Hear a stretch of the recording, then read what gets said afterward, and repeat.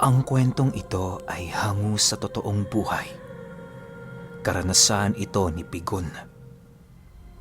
Taong 1957, Labrador, Pangasinan.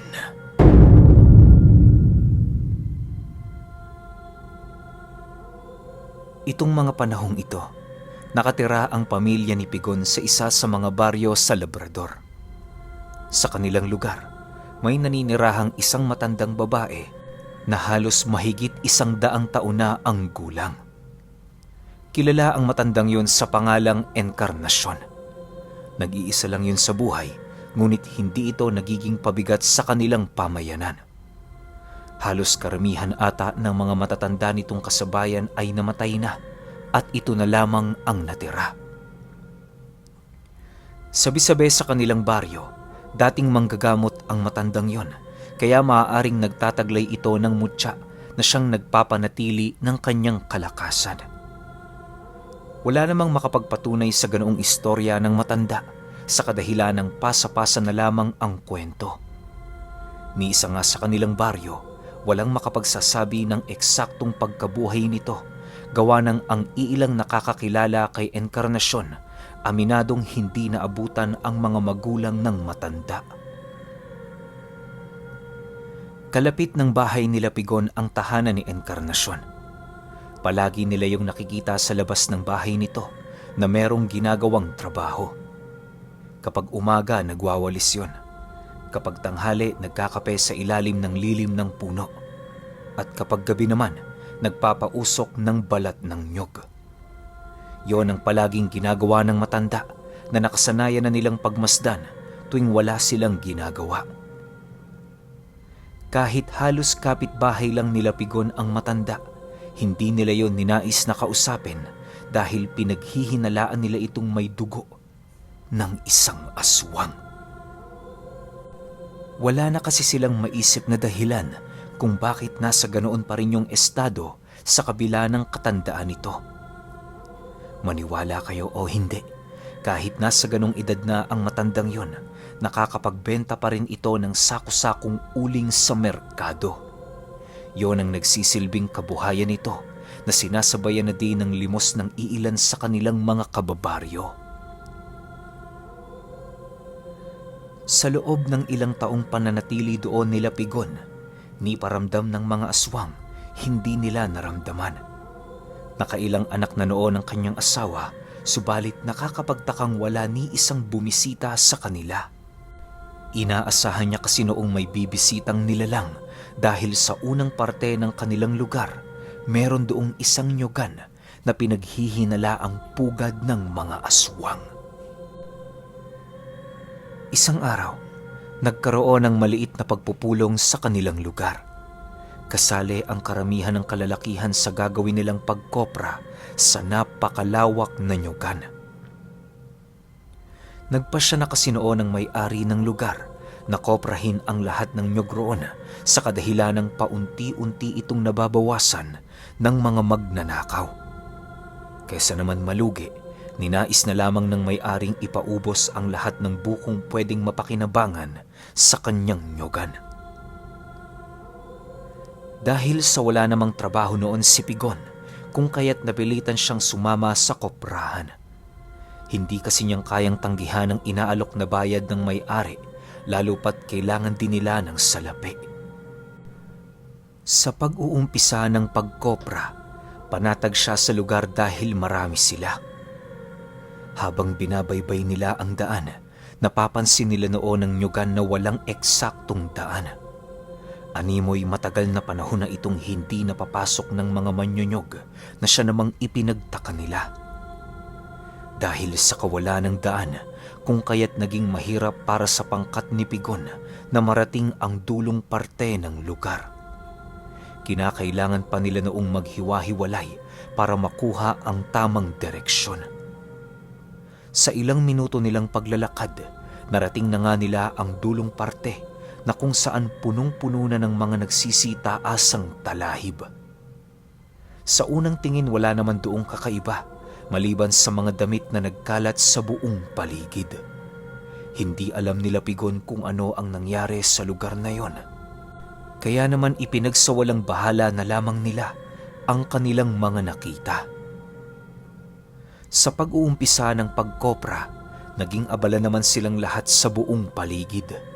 Tinabas nila ang nagsisitaasang talahib, masigurong walang ahas ang nasa lugar na nagkukubli.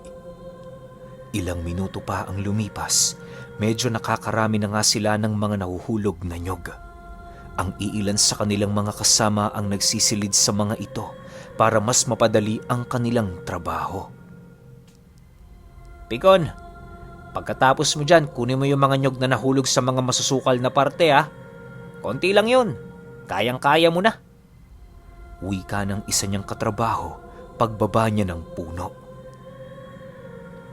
Nang marinig ito ni Pigon, hindi naman siya nakapagreklamo sa kadahilan ng lahat ng kanyang mga kasamang papaalis sa lugar ay merong daladalang sako. Marami ang laman ng sakong yon, kaya na may iniintindi na lamang niya ang mga ito.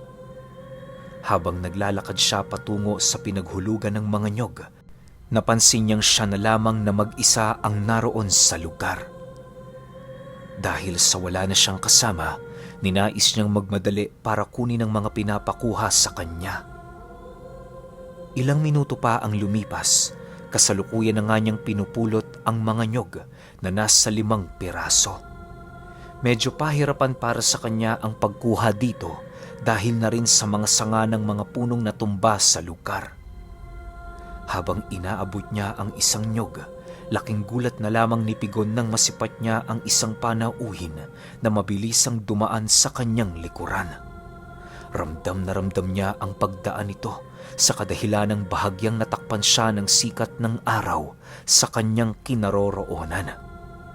Pag-amoy ni Pigon sa hangin, nagulat siya kasi parang lupa na ang amoy nito na dapat ay amoy ng buko lamang ang kanyang malalanghap.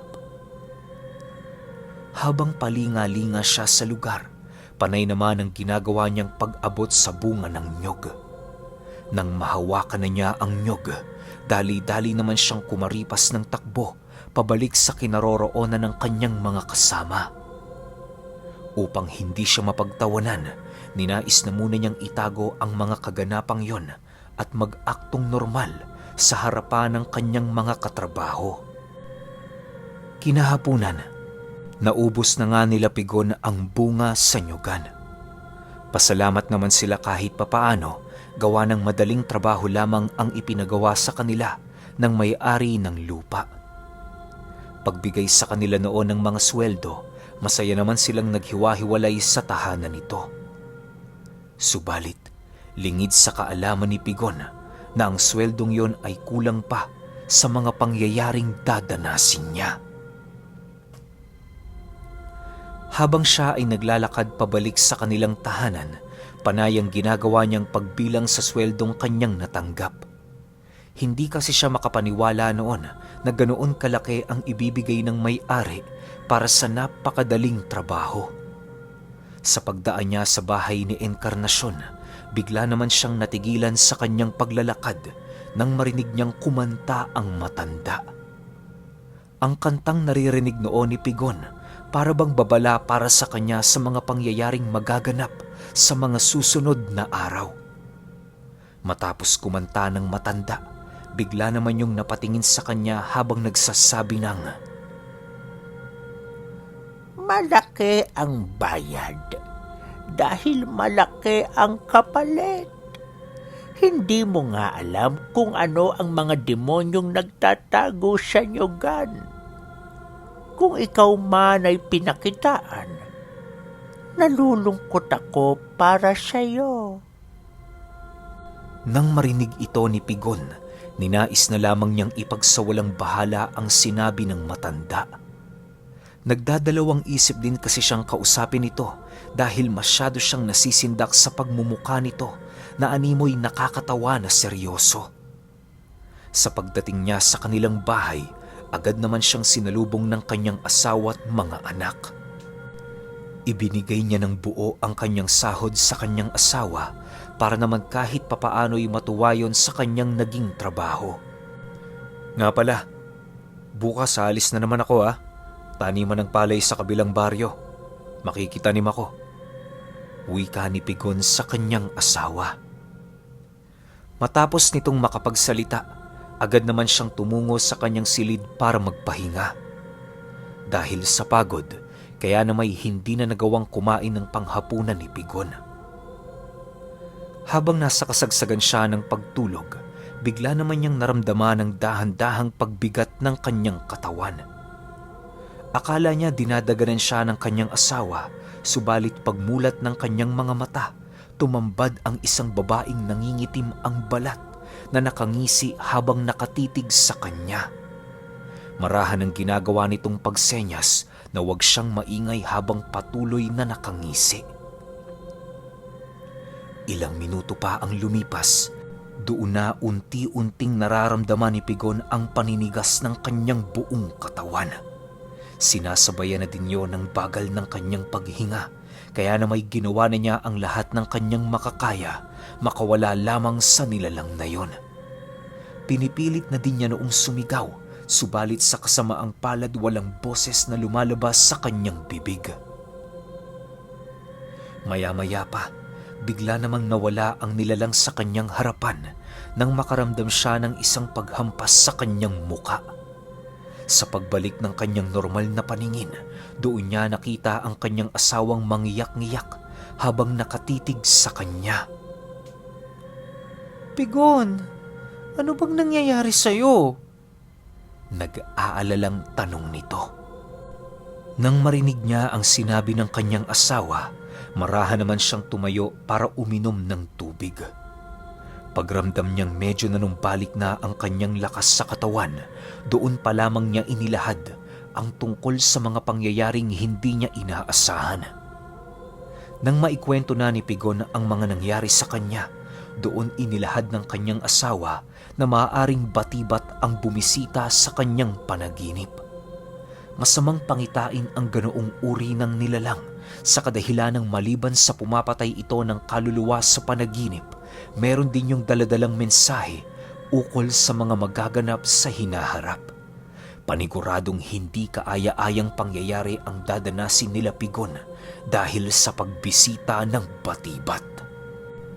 Para mapigilan ang sumpang daladala nito, kinaumagahan mismo dinala si Pigon ng kanyang asawa sa isang albularyo. Subalit dahil sa wala naman siyang iniindang karamdaman, kung kaya't hindi siya gaanong nasuri ng manggagamot. Wala ring makitang kahit anong nilalang sa tawas ang kanilang pinagkonsultahan, kaya na may wala na silang nagawa kundi ang umuwi. Dahil sa pangyayaring yon, hindi nakapunta si Pigon sa trabahong nais niya sanang gawin.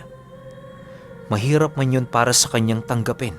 Alam niya sa kanyang sarili na wala na siyang magagawa dahil sa mga nangyari.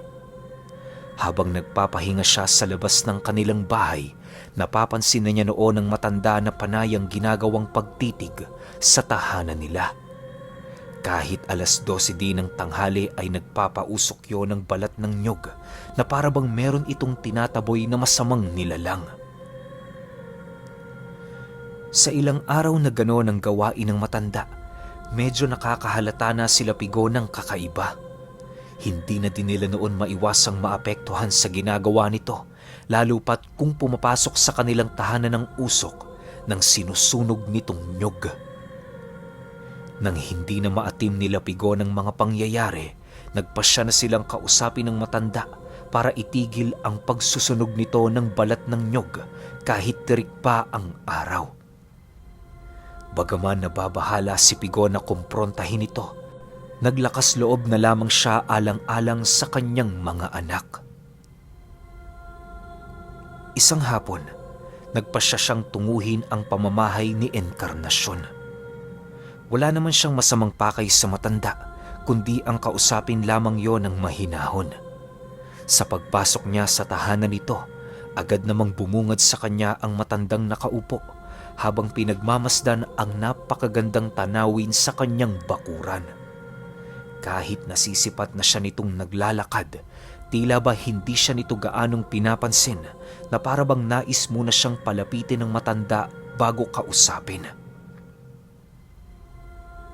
Sa pagharap ni Pigon kay Enkarnasyon, mariin naman siyang nanatili sa lugar habang naghihintay ng sasabihin ng matanda. Manang, maaari ba akong humingi ng pabor sa inyo? Pansin ko kasi, panay ang pagsusunog nyo dito ng mga balat ng nyog. Pwede ho bang hapon na lang kayo magsunog? Masyado kasi kami naapektuhan ng usok sa bahay. Bungad na wika ni Pigon. Ano ba ang gusto mo, iho? Mas matindi pa sa sulasok ng usok ang mararanasan ninyo? Ginambala niyong mga dapat hindi ginagambala. Ngayong narito ako para magbigay proteksyon.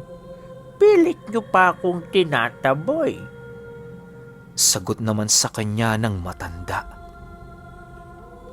Matapos nitong makapagsalita, marahan naman yung tumayo mula sa kanyang kinauupuan habang marahang tinatahak ang daan papalapit sa kinaroroonan ni Pigon. Pagsilay niya sa ginawa ng matanda, pinilit niyang manatili sa kanyang kinatatayuan habang naghihintay ng mga susunod na gagawin ni Ginang Enkarnasyon. Sa paglapit nito sa kanya, agad naman siya nitong tinitigan harap-harapan habang nananatiling nakangisi. Ilang minuto pa ang lumipas, sinenyasan siya ng matanda na pumasok sa loob ng bahay nito upang doon maipagpatuloy ang kanilang pag-uusap. Dahil sa medyo tirik pa naman noon ng araw, kung kaya't kampante si Pigon na walang mangyayaring masama sa kanya. Naiintriga din siyang pumasok sa bahay nito, gawa ng ni minsan sa buong buhay, hindi niya pa nagagawang masilayan ang loob ng bahay ng matanda. Habang dahan-dahan silang pumapasok sa lugar, wala naman siyang kakaibang nararamdaman doon, kundi ang bahagyang pag-ihip ng malamig na simoy ng hangin. Sa pagsarado ng pinto ng bahay, pansin na pansin ni Pigon ang maaliwalas na lugar ng matanda. Maraming nagsasabing aswang ako. Hindi nila alam. Ako ang gumagabay sa baryong ito. Pigon, sa mga susunod na araw, hindi magiging tahimik ang tulog mo. Ang mga aswang sa nyuga na iyong ginising, malapit nang dumating. Ikaw na siyang nagdadala ng tatak ng kanilang marka, ang pinakaunang mabibiktima. Wika ng matanda pag-upo nila sa sala. Nang marinig ito ni Pigon, bigla naman siyang natigilan sa kadahilanang hindi siya makapaniwala sa sinabi ng matanda. Sa pagpapatuloy ng kanilang pag-uusap, gulat na gulat si Pigon sa kadahilanang papaano nalaman ni Manang Enkarnasyon ang tungkol sa panauhing minsan niyang nakita sa loob ng nyugan. Kung hindi siya nagkakamali, wala siyang pinagsabihan sa bagay na yon magmula noong nangyari yon sa kanya. Dahil sa mga sinabi nito, hindi niya maipagkakaila na nakuha na ng matanda ang kanyang atensyon. Kung noong una hindi siya naniniwala sa mga sinasabi nito, ngayon para bang paniwalang-paniwala na siya. Matapos ang kanilang pag-uusap, nagpasya si Pigon na umuwi na sa kanilang bahay. Masyadong matagal na kasi silang nag-uusap roon, kaya na may inaasahan na niyang hinahanap na siya ng kanyang asawa. Bago niya tuluyang nilisan ang bahay ng matanda, binigyan siya nito ng isang bagay na bagong-bago pa lamang sa kanyang paningin. Hindi niya mawari kung ano ang bagay na yon sa kadahilanang para itong nilamukos ng mga ugat ng puno na merong iba't ibang uri ng bato. Nakasilid din yon sa isang garapong may langis, kaya na may hindi na siya nagkaroon ng pagkakataon para makita ang kabuuang nilalaman nito. Pigon, pagbalik mo sa inyong bahay, ilibing mo ito sa gilid ng inyong dingding. Dasalan mo din para umepekto. Paalala ni Manang Enkarnasyon. Nang marinig ito ni Pigon, Dali-dali naman siyang umalis sa bahay nito para sundin ang sinabi ng matanda. Kahit hindi siya doon gaanong naniniwala, pinilit pa rin niya yung gawin sa takot na baka magkatotoo ang sinabi nito. Kinagabihan, habang nagpapahinga si Pigon, nakarinig siya ng iilang pagsisitakbuhan papaikot sa kanilang tahanan. Gabing-gabi na noon, kaya na may inakala niyang mga magnanakaw ang nagpaparamdam sa kanila. Dala ng kanyang kuryosidad, minabuti niyang buksan ng marahan ang kanilang bintana upang mapagmasdan ang paligid. Pagsilay niya sa lugar, wala naman siyang nakita maliban sa mga gumagalang aso na tila ba naghahanap ng pagkain. Sa muling pagsarado niya ng bintana, muli na naman siyang nakarinig ng mga pananakbo at kasabay nito ang pag-alulong ng napakalakas na parabang isang dambuhalang aso. Sa puntong yun, doon na nakaramdam ng labis na pagkatakot si Pigon, gawa ng unang beses pa lamang niyang marinig ang bagay na yun. Maya-maya pa, marahan naman siyang gumawa ng butas sa kanilang dingding para masilayan ang bakuran ng kanilang tahanan. Pagsilay niya sa lugar, tumambad sa kanya ang dalawang nilalang na nakatuwad kung lumakad. Nasisiguro ni Pigon na tao ang mga yon sa kadahilan ng meron itong mga paa at kamay na hawig sa galamay ng isang ordinaryong tao. Ang tanging kakaiba lamang dito ay ang mahaba nitong mga balahibo at ang uri ng paglalakad nito. Sa pagpapatuloy ng kanyang pagmamasid, bigla namang napasugod sa kanya ang mga nilalang na yon na siyang naging sanihi upang kumaripa siya ng takbo pabalik sa kanilang kwarto. Halos hindi maipaliwanag ni Pigon ang kanyang nararamdaman sa kadahilan ng pinaghalong kaba at takot ang bumabalot sa kanyang isipan. Patuloy din siya noong nag-iisip ng mga katakatakot na kaganapan kagaya ng pagpasok ng mga nilalang sa kanilang tahanan. Ilang minuto pa ang lumipas, bigla namang naglaho ang mga pagpaparamdam sa buong paligid. Bagaman may mga naririnig siyang naglalakad sa bubungan, hindi ito kasing lala ng mga nilalang na minsan niyang nasilayan.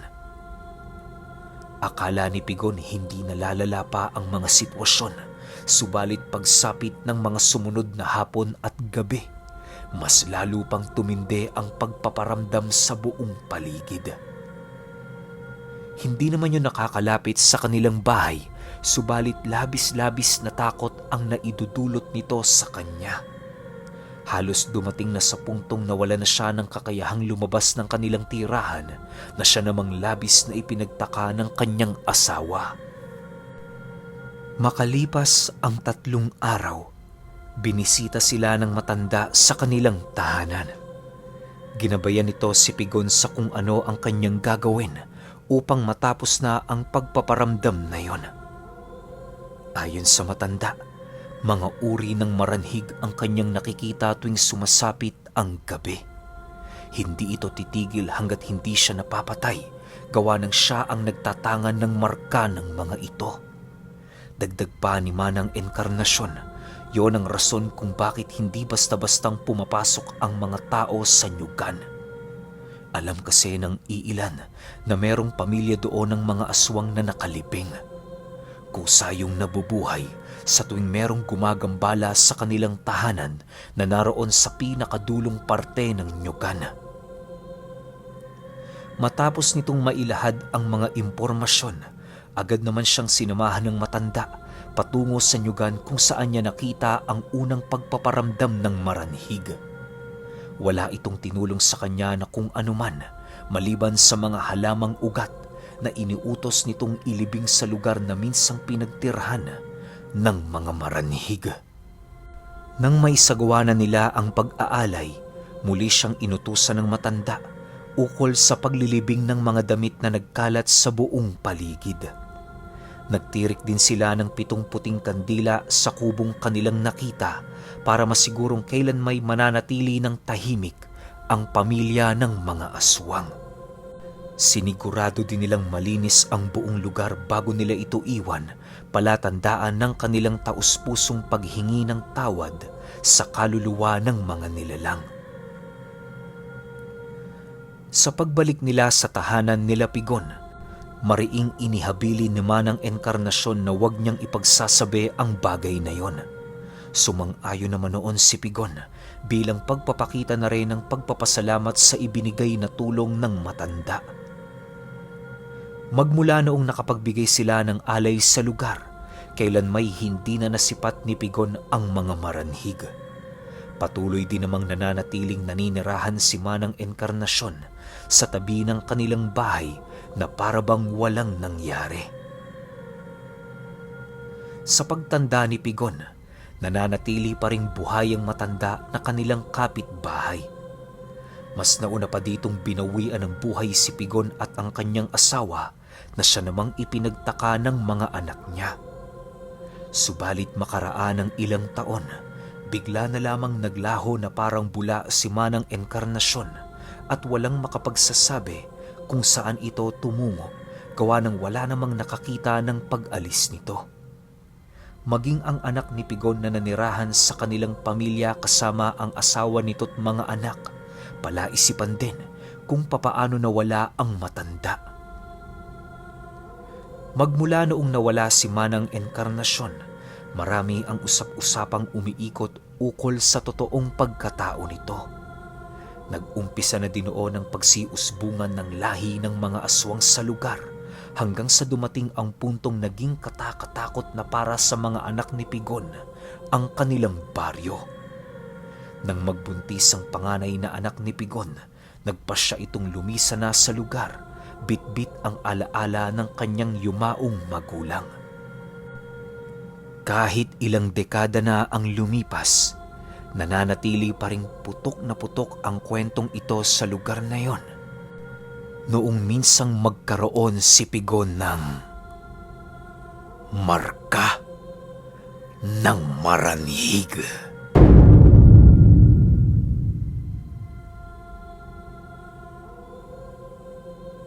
Okay, opinion ko sa kwento.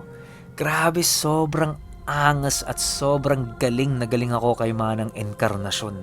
Sayang lang no, hindi ito naging series. Kung paano nangyari yon, kung bakit ganun katanda si Manang Enkarnasyon. Tsaka napakasimple lang ng ginagawa ni Manang Enkarnasyon. Isipin ninyo, nagsusunog lang siya ng balat ng nyug. Isa yan sa mga basic na pangontra sa mga aswang, lalo na kung meron kayong buntis dyan sa bahay ninyo or buntis na kapitbahay. Talagang makakatulong yung pagsusunog ng nyug. Pero ang matindi rito, maranhig kasi yung pinag-uusapan natin. Alam naman natin lahat na kung gaano kalakas tong lahi ng aswang na to, di ba? Isipin nyo, mga patay ito na nabubuhay lang eh. Tapos yun nga, pag meron silang namarkahan o merong taong nakagawa ng mali sa kanila, talagang papatayin nila yun kahit anong mangyari. Swerte lang ni Pigon kasi may Manang Enkarnasyon. Kung wala siguro, wala tayong kwentong ganito. Pero napakaganda overall. Sobrang galing ni Manang Enkarnasyon. Pero kayo, kung may opinion kayo sa kwentong ito, i-comment nyo lang sa baba. Yun lang. Hanggang sa susunod na kwento. Salamat.